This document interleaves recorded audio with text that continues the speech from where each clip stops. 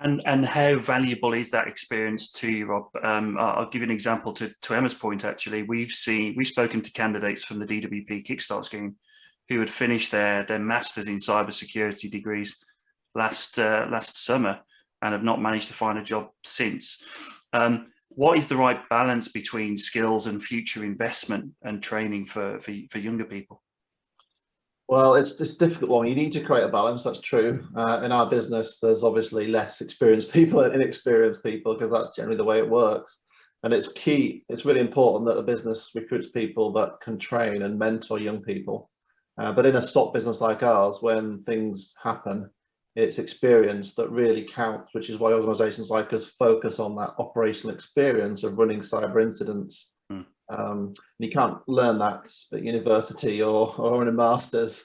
You need to be doing it for years, watching businesses have these problems and helping solve them. So you've got to get that balance of experienced people, but they've got to be the people that share knowledge.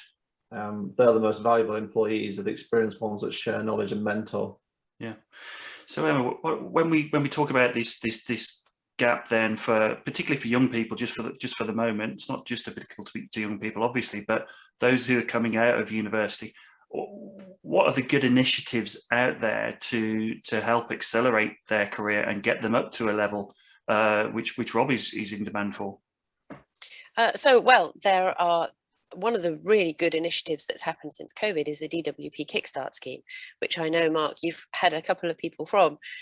So this is a scheme where the employer gets all the money back from the government when they take on somebody, a young person who is on universal credit. And we've seen a lot of organizations take someone on. They can only afford it because the first 6 months of that person's wages are paid for. But it gives that person at least 6 months experience, which really can give them a foothold in the cybersecurity industry. So that's really good. Another great initiative, obviously, are the apprenticeships. But we've struggled in the past with apprenticeships because you do have to invest quite a lot of money in helping that person, obviously, achieve their apprenticeship.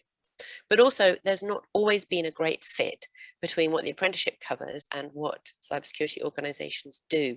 So in some cases, we've found ourselves trying to train them in things that our company just doesn't do, just so they can get an apprenticeship. So there are a lot of great initiatives out there, but it really is something that is being considered by the government. And I think that organizations need more incentive to take on people without experience, even though they probably won't be able to make money from them, to start with. It'll be more about training them up for the future. Yeah, that's certainly something that we've seen. I mean, we've been fortunate enough to grow during the pandemic, and that opportunity of having a placement, we just saw as a big investment for the future. And even if we don't keep them after the 6-month placement, we've created, we've utilised the scheme that's available. And maybe we've done a little bit